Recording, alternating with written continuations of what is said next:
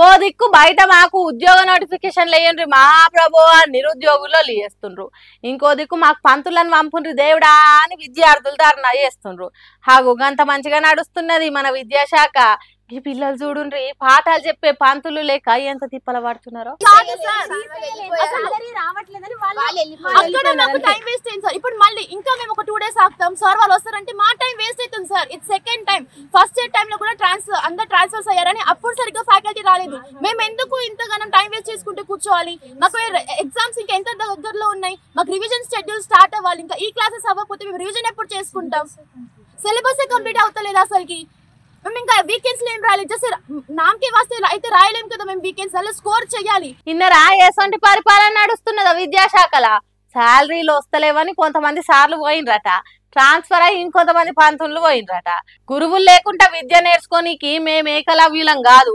పాఠాలు చెప్పాలి, ప్రాక్టీస్ చేయాలి, 1కి 2 సార్లు చదవాలి. 1వ ర్యాంక్ సాధించాలంటే పంతులు లేకుంటే అయ్యే పనేనా? అందుకే మాకు సార్లు కావాలని ధర్నాకు దిగినరా ఆడపిల్లలు. వికారాబాద్ జిల్లా పరిగి పరిధిలున్న తుంకుల్ గడ్డల గిరిజన సంక్షేమ బాలికల కళాశాలల ఇది 2 నెలల నుంచి లెక్కల సార్లు, రసాయనాల చదువుల సార్లు లేరట. ఎంపీసీ చదువులు చదివే పిల్లలకు ఆ చదువులు చెప్పే సార్లే ముఖ్యము. వాళ్ళే లేకుంటే మేము ఎట్లా తీయాలి చదువులు అని అడుగుతున్నారు. ఏమన్నా అంటే డిజిటల్ బోర్డు మీద వీడియోలు చూసి చదువుకోనరని అంటుర్రట కడమ సార్లు. అట్లెట్లయితుంది? మంచి చెప్పేదానికి మిషన్ చెప్పేదానికి తేడా ఉండదా? అందుకే పాఠాలు చెప్పేటోళ్ళని రప్పించాలి అని పట్టుబట్టిండ్రు.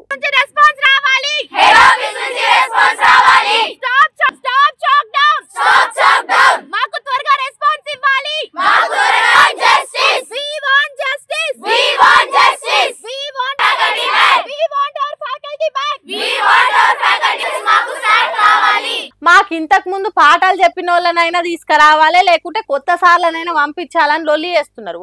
మన విద్యాశాఖ మంత్రి రేవంత్ రెడ్డి సారు మరి ఈ వార్తను చూస్తాడో లేదో గాని హెడ్ ఆఫీస్ నుంచి రెస్పాన్స్ రావాలి అంటారు. ఇంత చక్కదనంగా సర్కార్ చదువులను సాగిస్తున్న మన విద్యాశాఖ మంత్రి గారికి ప్రపంచ స్థాయిలో అవార్డులు రావాలని కోరుకుందాం. ఏమంటారు?